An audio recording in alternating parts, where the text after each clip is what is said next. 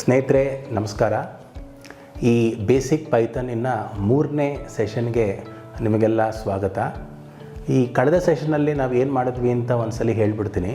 ನಾವು ಪೈಥಾನ್ ಹೇಗೆ ಬಂತು ಅನ್ನೋದನ್ನು ನಾವು ತಿಳ್ಕೊಂಡ್ವಿ, ಮತ್ತು ಫೀಚರ್ಸ್ ಆಫ್ ಪೈಥಾನನ್ನು ನಾವು ಕೂಡ ತಿಳ್ಕೊಂಡ್ವಿ, ಮತ್ತು ಮೋಸ್ಟ್ ಇಂಪಾರ್ಟೆಂಟ್ಲಿ ನಾವು ಅಪ್ಲಿಕೇಶನ್ಸ್ ಆಫ್ ಪೈಥಾನ್ ಮತ್ತು ಪೈಥಾನ್ ವರ್ಷನ್ ಹಿಸ್ಟ್ರಿ, ಅಂದರೆ ಯಾವ ರೀತಿ ಪೈಥಾನ್ ಎವಾಲ್ವ್ ಆಯಿತು ಅನ್ನೋದನ್ನು ನಾವು ತಿಳ್ಕೊಂಡ್ವಿ.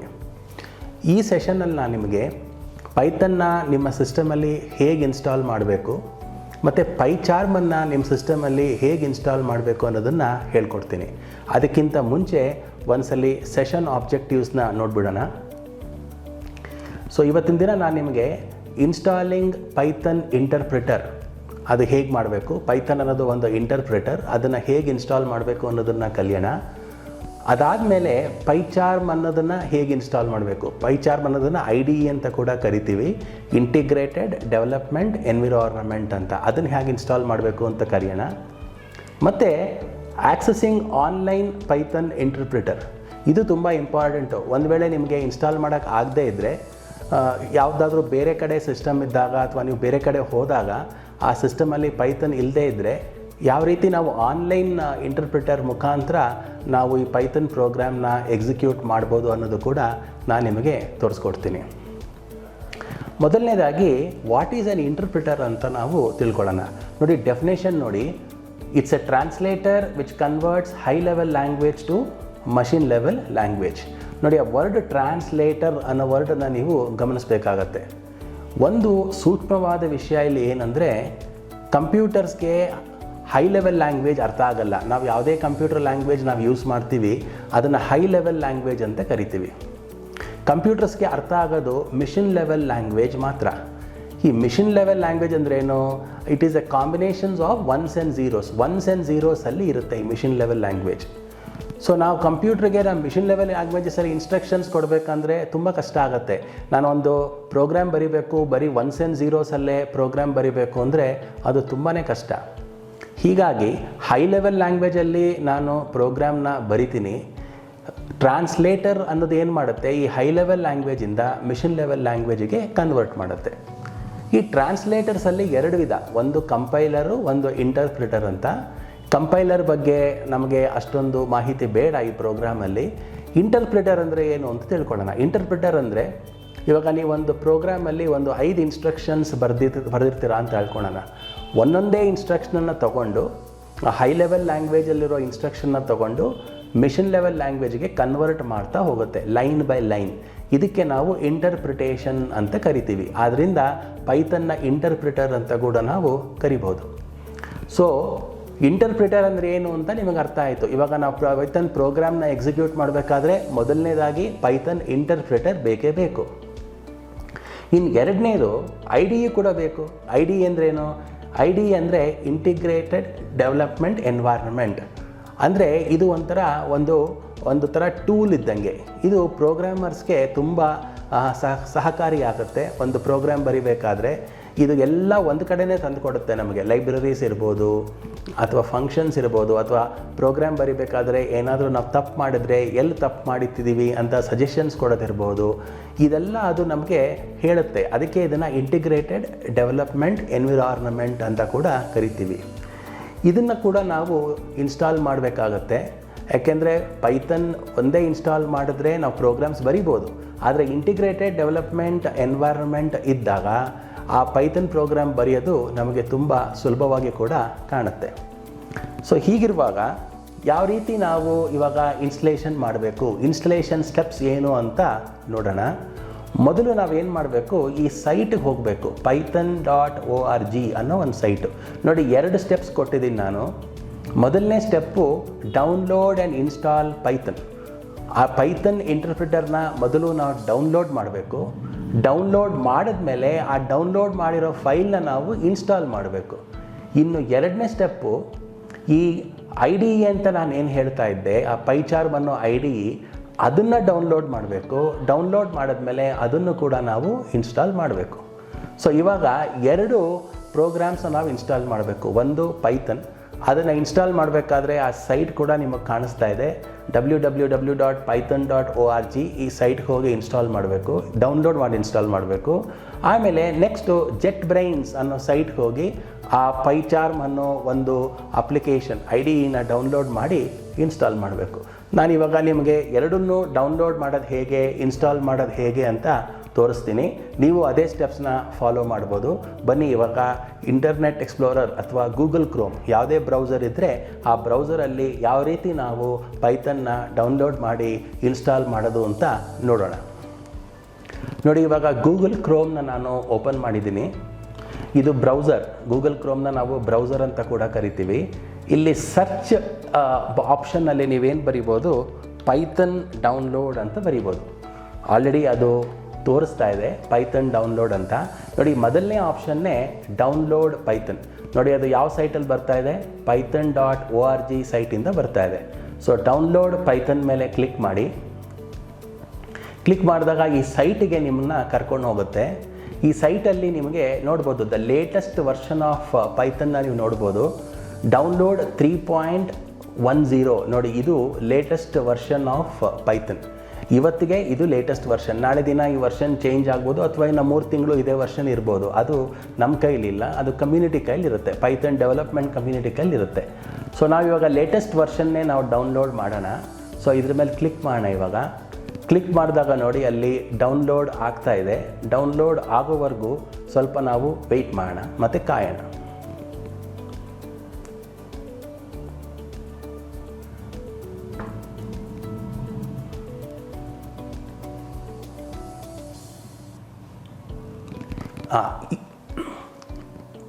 ನೋಡಿ, ಇವಾಗ ಪೈಥನ್ನು ಪೂರ್ತಿಯಾಗಿ ಡೌನ್ಲೋಡ್ ಆಗಿದೆ. ಇವಾಗ ಇದನ್ನು ನಾನು ಓಪನ್ ಮಾಡ್ತೀನಿ.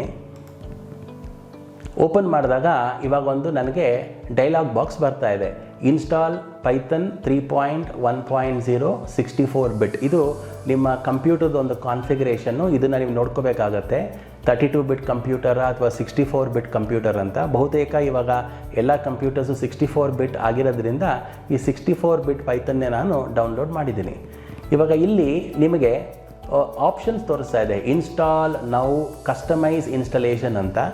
ಸೊ ಇವಾಗ ನಾವು ಮೊದಲನೇ ಆಪ್ಷನ್ನ ಸೆಲೆಕ್ಟ್ ಮಾಡೋಣ, ಇನ್ಸ್ಟಾಲ್ ನೌ ಅಂತ. ಇದನ್ನು ಸೆಲೆಕ್ಟ್ ಮಾಡಿಬಿಟ್ಟು ಇವಾಗ ನಾವೇನು ಮಾಡೋಣ, ಇದನ್ನು ಎಸ್ ಅಂತ ನಾನು ಕೊಡ್ತೀನಿ. ಅಂದರೆ do you want to allow this app to make changes to your device ಅಂತ ಕೇಳ್ತಾ ಇದೆ.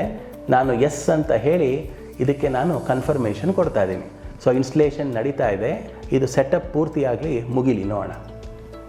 ಇವಾಗ ಇದು ನೋಡಿ, ಇವಾಗ ನೋಡಿ ಸೆಟಪ್ ವಾಸ್ ಸಕ್ಸಸ್ಫುಲ್ ಅಂತ ಹೇಳ್ತಾ ಇದೆ. ಇವಾಗ ಇದನ್ನು ನಾನು ಕ್ಲೋಸ್ ಮಾಡ್ತೀನಿ.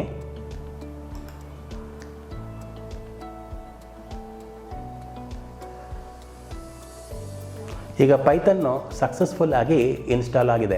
ಸೊ ನೆಕ್ಸ್ಟ್ ನಾವೇನು ಮಾಡೋಣ, ಇವಾಗ ಪೈಚಾರ್ಮ್ನ ನಾವು ಇನ್ಸ್ಟಾಲ್ ಮಾಡೋಣ. ಈ ಪೈಚಾರ್ಮ್ನ ಇನ್ಸ್ಟಾಲ್ ಮಾಡಬೇಕಾದ್ರೆ ನೀವು ಪೈಚಾರ್ಮ್ನ ಇನ್ಸ್ಟಾಲ್ ಮಾಡಬೇಕಾದ್ರೆ ಮತ್ತೆ ನೀವು ಗೂಗಲ್ ಕ್ರೋಮ್ಗೆ ಹೋಗಿ ಇಲ್ಲಿ ಪೈಚಾರ್ಮ್ ಡೌನ್ಲೋಡ್ ಅಂತ ಕೊಡಿ. ಪೈಚಾರ್ಮ್ ಡೌನ್ಲೋಡ್ ಅಂತ ಟೈಪ್ ಮಾಡಿ. ನೋಡಿ, ಮೊದಲನೇ ಆಪ್ಷನ್ ನೋಡಿ, ಡೌನ್ಲೋಡ್ ಪೈಚಾರ್ಮ್ ಅಂತ ಕೇಳ್ತಾ ಇದೆ. ಇದು ಯಾವ ಸೈಟಿಂದ ಬರ್ತಾ ಇದೆ, jetbrains.com ಅನ್ನೋ ಸೈಟಿಂದ ಬರ್ತಾ ಇದೆ. ಅಲ್ಲಿ ಕ್ಲಿಕ್ ಮಾಡ್ತಾ ಇದ್ದೀನಿ ನಾನು. ಇವಾಗ ನಿಮಗೆ 2 ಆಪ್ಷನ್ ಕೇಳ್ತಾ ಇದೆ. ಇದನ್ನು ಪೈಥನ್ನು ಪ್ರೊಫೆಷ್ನಲ್ ಎಡಿಷನ್ ಬೇಕಾ ಇಲ್ಲ ಕಮ್ಯುನಿಟಿ ಎಡಿಷನ್ ಬೇಕಾ ಅಂತ 2 ಆಪ್ಷನ್ ಕೇಳ್ತಾ ಇದೆ. ನಾವು ಪ್ರೊಫೆಷ್ನಲ್ ಎಡಿಷನ್ನ ಚೂಸ್ ಮಾಡೋದು ಬೇಡ. ಇದು ಬರೀ ಲರ್ನಿಂಗಿಗೋಸ್ಕರ ನಾವು ಈ ಪೈಚಾರ್ಮ್ನ ಡೌನ್ಲೋಡ್ ಮಾಡ್ತಾ ಇದ್ದೀವಿ. ಆದ್ದರಿಂದ ನಾವು ಕಮ್ಯುನಿಟಿ ಎಡಿಷನ್ನ ಡೌನ್ಲೋಡ್ ಮಾಡೋಣ. ಸೊ ಈ ಕಮ್ಯುನಿಟಿ ಎಡಿಷನ್ನ ಸೆಲೆಕ್ಟ್ ಮಾಡಿ. ಸೊ ಡೌನ್ಲೋಡ್ ಆಗ್ತಾ ಇದೆ, ಸ್ವಲ್ಪ ಟೈಮ್ ಕೊಡಿ. ಅದು ಡೌನ್ಲೋಡ್ ಆದಮೇಲೆ ಅದನ್ನು ಇನ್ಸ್ಟಲೇಷನ್ ಮಾಡೋಣ. ನೋಡಿ, ಈಗ ಪೈಚಾರ್ಮು ಪೂರ್ತಿಯಾಗಿ ಇನ್ಸ್ಟಾಲ್ ಆಗಿದೆ. ಇವಾಗ ನಾನು ಇದನ್ನು ಓಪನ್ ಮಾಡ್ತೀನಿ.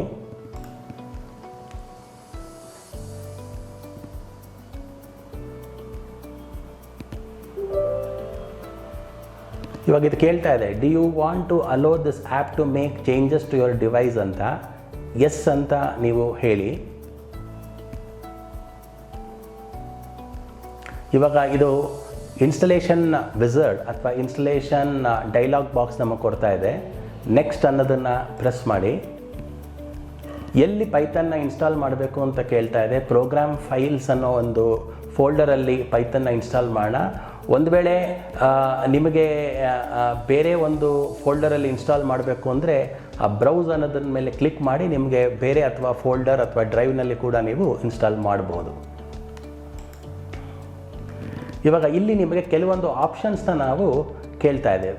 ಒಂದೇನೆಂದರೆ PyCharm community edition create and desktop shortcut ಅಂತ ಕೇಳ್ತಾ ಇದೆ. ಸೊ ಅದನ್ನು ನೀವು ಟಿಕ್ ಮಾಡಿ.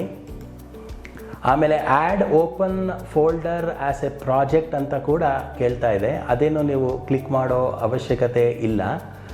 ಆಮೇಲೆ ಅಪ್ಡೇಟ್ ಪಾತ್ ವೇರಿಯಬಲ್ ಅಂತ ಕೇಳ್ತಾ ಇದೆ. ಇದನ್ನು ಕೂಡ ನೀವು ಇದನ್ನು ಕೂಡ ನೀವು ಆ್ಯಕ್ಚುಲಿ ಸೆಲೆಕ್ಟ್ ಮಾಡುವಂತಹ ಅವಶ್ಯಕತೆ ಇಲ್ಲ. ಸೊ ನೆಕ್ಸ್ಟ್ ನಾನು ಟೈಪ್ ಮಾಡ್ತಾ ಇದ್ದೀನಿ.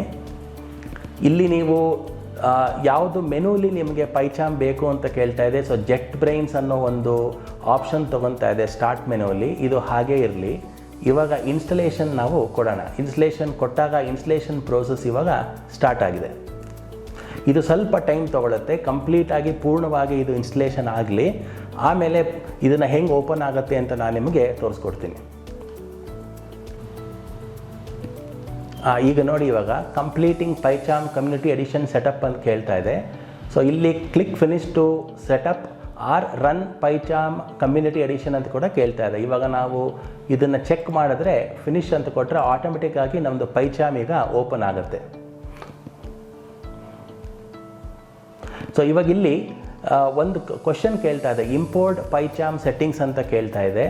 ಇದರಲ್ಲಿ ಎರಡು ಆಪ್ಷನ್ಸ್ ಇದೆ, config or installation directory, do not import settings ಅಂತ ಕೇಳ್ತಾ ಇದೆ.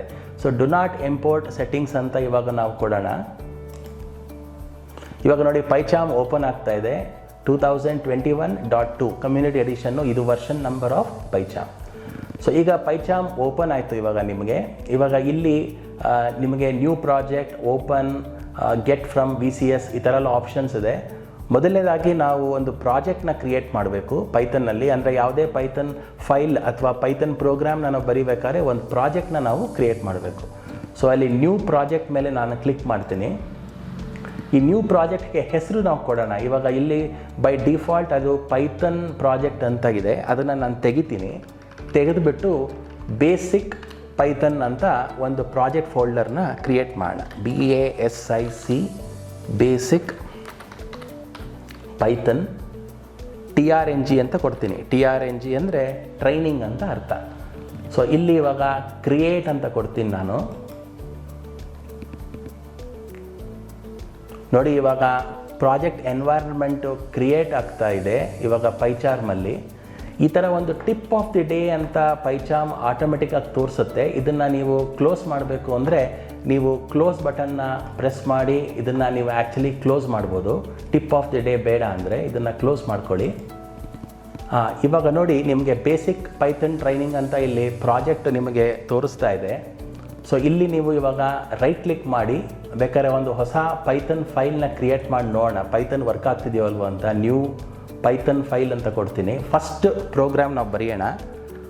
ಪ್ರೋಗ್ರಾಮ್ ಹೆಸರು FIRST ಅಂತ ನಾನು ಟೈಪ್ ಮಾಡ್ತೀನಿ. ನೋಡಿ, ಆಟೋಮೆಟಿಕ್ ಆಗೋದು FIRST.py ಅಂತಲೇ ತೊಗೊಂಡಿದೆ. ಸೊ ಇಲ್ಲಿ ನಾವು ಮೊದಲನೇ ಒಂದು ಸಿಂಪಲ್ ಆಗಿ ಒಂದು ಪ್ರೋಗ್ರಾಮ್ ತೋರಿಸ್ತೀನಿ ಪೈಥನಲ್ಲಿ ಹೆಂಗೆ ಬರೆಯೋದು ಅಂತ. ನಿಮ್ಗೆ ಆಲ್ರೆಡಿ ಒಂದ್ಸಲಿ ತೋರಿಸಿದ್ದೆ. ಇದನ್ನು ನಾನು ಪ್ರಿಂಟ್ ಅಂತ ಕೊಟ್ಟು ಹಲೋ ವರ್ಲ್ಡ್ ಅಂತ ಕೊಡ್ತೀನಿ. ಹಲೋ ವರ್ಲ್ಡ್ ಇಷ್ಟೇ. ಇದೊಂದು simple Python function. Hello world ಅನ್ನೋದನ್ನು ನಾನು ಪ್ರಿಂಟ್ ಮಾಡಬೇಕಷ್ಟೇ, ಇನ್ನೇನಿಲ್ಲ. Print hello world. ಓಕೆ, ಈ ಪ್ರೋಗ್ರಾಮ್ನ ನಾನು ರನ್ ಮಾಡಬೇಕು. ಇವಾಗ ಈ ಪ್ರೋಗ್ರಾಮ್ನ ರನ್ ಮಾಡಬೇಕಾದ್ರೆ ಇಲ್ಲಿ ಒಂದು ಗ್ರೀನ್ ಬಟನ್ ಇದೆ ನೋಡಿ, ಇದನ್ನು ಪ್ರೆಸ್ ಮಾಡಿ. ಓಕೆ, ಇವಾಗ ಇಲ್ಲಿ ಹೈ ಪೈಚಾಮ್ ಅಂತ ಬರ್ತಾ ಇದೆ. ಇದು ಯಾಕೆ ಬರ್ತಾ ಇದೆ ಅಂದರೆ ಈ ಪ್ರೋಗ್ರಾಮ್ ರನ್ ಆಗ್ತಾ ಇದೆ main.py ಅಂತ. ನೀವು first.pyನೇ ರನ್ ಮಾಡಬೇಕಂದ್ರೆ ಆ first.py ಟ್ಯಾಬ್ನೇ ಸೆಲೆಕ್ಟ್ ಮಾಡಿಕೊಂಡು ಇಲ್ಲಿ ರನ್ ಫಸ್ಟ್ ಅಂತ ಕೊಡಿ. ಇವಾಗ ನೋಡಿ, ನಿಮಗೆ ಅಲ್ಲಿ ಹಲೋ ವರ್ಲ್ಡ್ ಅಂತ ಬರ್ತಾ ಇದೆ. ಸೊ ಇದು ಮೊದಲನೇ ಪ್ರೋಗ್ರಾಮು ನೀವು ಬರೆದಿರೋದು ಪೈಚಾರ್ಮಲ್ಲಿ. ಸೊ ಇಲ್ಲಿ ನೀವು ರನ್ ಮಾಡಿದ್ರೆ ಇಲ್ಲಿ ಔಟ್ಪುಟ್ ಇಲ್ಲಿ ಕಾಣುತ್ತೆ. ಇಲ್ಲಿ ಔಟ್ಪುಟ್ಟಲ್ಲಿ ನಾವು ಕನ್ಸೋಲ್ ಅಂತ ಅಂತೀವಿ. ಈ ಕೆಳಗಡೆ ನಿಮ್ಗೆ ಏನು ಕಾಣಿಸ್ತಾ ಇದೆ ಇದು ಕನ್ಸೋಲ್ ಅಂತ ಕೂಡ ಕರಿತೀವಿ. ಸೊ ಇದನ್ನು ನಾನು ಪೂರ್ತಿಯಾಗಿ ಹೆಂಗೆ ಪೈಚಾಮ್ ಯೂಸ್ ಮಾಡಬೇಕು ಅಂತ ಮುಂಬರುವ ಸೆಷನ್ಸಲ್ಲಿ ನಾನು ಹೇಳ್ಕೊಡ್ತೀನಿ. ಸೊ ಇವಾಗ ನೀವು ಪೈಚಾರ್ಮ್ ಹೆಂಗೆ ಇನ್ಸ್ಟಾಲ್ ಮಾಡಿದ್ರಿ, ಪೈಥನ್ ಹೆಂಗೆ ಇನ್ಸ್ಟಾಲ್ ಮಾಡಿದ್ರಿ ಅಂತ ಗೊತ್ತಾಯಿತು. ಇನ್ನು ನೆಕ್ಸ್ಟು ನಿಮಗೆ ಒಂದು ವೇಳೆ ಬೇರೆ ಕಡೆ ಎಲ್ಲೋ ಹೋಗಿರ್ತೀರಾ, ಯಾವುದೋ ಒಂದು ಸಿಸ್ಟಮಲ್ಲಿ ನೀವು ವರ್ಕ್ ಮಾಡಬೇಕಾಗಿ ಬರುತ್ತೆ, ಪೈಥನ್ ಪ್ರೋಗ್ರಾಮ್ನ ಎಕ್ಸಿಕ್ಯೂಟ್ ಮಾಡಬೇಕಾಗಿ ಬರುತ್ತೆ. ಆದರೆ ಆ ಸಿಸ್ಟಮಲ್ಲಿ ಪೈಥನ್ನೂ ಇರಲ್ಲ, ಪೈಚಾರ್ಮೂ ಇರಲ್ಲ. ಹೀಗಿರುವಾಗ ನೀವು ಪೈಥನ್ ಪ್ರೋಗ್ರಾಮ್ನ ಹೆಂಗೆ ಎಕ್ಸಿಕ್ಯೂಟ್ ಮಾಡಬೇಕು, ಅದಕ್ಕೂ ಕೂಡ ಒಂದು ಪರಿಹಾರ ಇದೆ. ಆ ಪರಿಹಾರ ಏನಂದರೆ ಆನ್ಲೈನ್ ಪೈಥನ್ ಇಂಟರ್ಪ್ರಿಟರ್ ಅಂತ. ಅಂದರೆ ಇಂಟರ್ನೆಟ್ಟಲ್ಲಿರುವಂತಹ ಒಂದು ಆನ್ಲೈನ್ ಇಂಟರ್ಪ್ರಿಟರ್ ಪ್ಯಾಕೇಜ್ನ ನೀವು ಯೂಸ್ ಮಾಡಿಕೊಂಡು ಈ ಪೈಥನ್ನ ಕೂಡ ಪ್ರೋಗ್ರಾಮ್ನ ಕೂಡ ನೀವು ಎಕ್ಸಿಕ್ಯೂಟ್ ಮಾಡ್ಬೋದು. ಅದನ್ನು ಹೆಂಗೆ ಮಾಡಬಹುದು ಅಂತ ನಾನು ಇವಾಗ ನಿಮಗೆ ತೋರಿಸ್ತೀನಿ. ಇವಾಗ ಮೊದಲು ಇದರ ಬ್ರೌಸರ್ಗೆ ಹೋಗಿ, ಗೂಗಲ್ ಕ್ರೋಮ್ ಬ್ರೌಸರ್ಗೆ ಹೋಗಿ, ಇಲ್ಲಿ ಆನ್ಲೈನ್ ಪೈಥನ್ ಇಂಟರ್ಪ್ರಿಟರ್ ಅಂತ ಕೊಡಿ. ಆನ್ಲೈನ್ ಪೈಥನ್ ಇಂಟರ್ಪ್ರಿಟರ್, ಇಲ್ಲಿ ಕಂಪೈಲರ್ ಅಂತ ತೋರಿಸ್ತಾ ಇದೆ, ಪರವಾಗಿಲ್ಲ, ನೀವು ಸೆಲೆಕ್ಟ್ ಮಾಡ್ಬೋದು ಅದನ್ನು. ಆದರೆ ಇಲ್ಲಿ ಬ್ರ್ಯಾಕೆಟಲ್ಲಿ ನೋಡಿ ಇಂಟರ್ಪ್ರಿಟರ್ ಅಂತಲೂ ತೋರಿಸ್ತಾ ಇದೆ. ಈ ಮೊದಲನೇ ಆಪ್ಷನ್ನ ಸೆಲೆಕ್ಟ್ ಮಾಡಿ, ಅದು ಪ್ರೋಗ್ರಾಮ್ IZ ಅಂತ. ಈ ಸೈಟನ್ನು ನೀವು ಸೆಲೆಕ್ಟ್ ಮಾಡಿದಾಗ ನೋಡಿ ಆಟೋಮೆಟಿಕ್ಕಾಗಿ ಈ ಪ್ರೋಗ್ರಾಮ್ ತೋರಿಸ್ತಾ ಇದೆ. ಹಲೋ ಪ್ರೋಗ್ರಾಮ್ ಆಲ್ರೆಡಿ ಒಂದು ಬರೆದುಬಿಟ್ಟಿದ್ದಾರೆ ಅವರು. ಇದನ್ನು ಡೈರೆಕ್ಟಾಗಿ ನೀವು ಇದನ್ನು ರನ್ ಅಂತ ಕೊಟ್ಟರೆ ನಿಮಗೆಲ್ಲ ಔಟ್ಪುಟ್ ಬರುತ್ತೆ. ಸೊ ನಿಮ್ಗೆ ಆ ಕಂಪ್ಯೂಟ್ರಲ್ಲಿ ಯಾವುದೇ ಕಾರಣದಿಂದಾಗಿ ಒಂದು ವೇಳೆ ನಿಮ್ಮಲ್ಲಿ ಪೈಚಾರ್ಮ್ ಅಥವಾ ಪೈಥನ್ ಇಲ್ಲದೆ ಹೋದಾಗ ನೀವು ಆನ್ಲೈನ್ ಕಂಪೈಲರ್ ಮುಖಾಂತರ ಕೂಡ, ಆನ್ಲೈನ್ ಇಂಟರ್ಪ್ರಿಟರ್ ಮುಖಾಂತರ ಕೂಡ ನೀವು ಪೈಥನ್ ಪ್ರೋಗ್ರಾಮ್ನ ನೀವು ಎಕ್ಸಿಕ್ಯೂಟ್ ಮಾಡ್ಬೋದು. ಸರಿ, ಹಾಗಾದರೆ ಇವಾಗ ನಿಮಗೆ ಪೈಥನ್ ಇನ್ಸ್ಟಾಲ್ ಮಾಡೋದು ಹೇಗೆ ಅಂತ ಗೊತ್ತಾಯಿತು, ಪೈಚಾರ್ಮ್ ಇನ್ಸ್ಟಾಲ್ ಮಾಡೋದು ಹೇಗೆ ಅಂತ ಗೊತ್ತಾಯಿತು. ಇನ್ನು ಮುಂದಿನ ಸೆಷನ್ನಲ್ಲಿ ನಾನು ನಿಮಗೆ ಪೈಚಾರ್ಮಲ್ಲಿ ಯಾವ ರೀತಿ ಪ್ರೋಗ್ರಾಮ್ನ ಬರಿಬೇಕು ಮತ್ತು ಪ್ರೋಗ್ರಾಮ್ಸ್ನ ಯಾವ ರೀತಿ ಎಕ್ಸಿಕ್ಯೂಟ್ ಮಾಡಬೇಕು ಅನ್ನೋದನ್ನು ಹೇಳ್ಕೊಡ್ತೀನಿ. ಹಾಗೂ ನೆಕ್ಸ್ಟ್ ಸೆಷನ್ನಲ್ಲಿ ನಾವು ಡೈರೆಕ್ಟಾಗಿ ಪೈಥನ್ ಪ್ರೋಗ್ರಾಮ್ಗೆ ಡೀಪ್ ಡೈವ್ ಮಾಡೋಣ. ಧನ್ಯವಾದಗಳು ಈ ಸೆಷನ್ನ ವಾಚ್ ಮಾಡಿದ್ದಕ್ಕೆ. ಮುಂದಿನ ಸೆಷನಲ್ಲಿ ಭೇಟಿಯಾಗೋಣ. ಮುಂದಿನ ಸೆಷನಲ್ಲಿ ನಿಮಗೆ ಪೈಥನ್ ಪ್ರೋಗ್ರಾಮಿಂಗ್ ಒಳಗಡೆನೇ ನಾನು ಕರ್ಕೊಂಡು ಹೋಗ್ತೀನಿ. ಹಾಗೂ ನೆಕ್ಸ್ಟ್ ಸೆಷನ್ನಿಂದ ತುಂಬಾ ಪ್ರಾಕ್ಟಿಕಲ್ ಕ್ಲಾಸಸ್ ಇರುತ್ತೆ. ನೀವು ಕೂಡ ಆ ಪ್ರೋಗ್ರಾಮ್ಸ್ನ ನಿಮ್ಮ ಸಿಸ್ಟಮಲ್ಲಿ ಟ್ರೈ ಮಾಡಿ ಹಾಗೂ ಔಟ್ಪುಟ್ನ ತೆಗೆಯೋದಕ್ಕೆ ಪ್ರಯತ್ನ ಪಡಿ. ನಮಸ್ಕಾರ.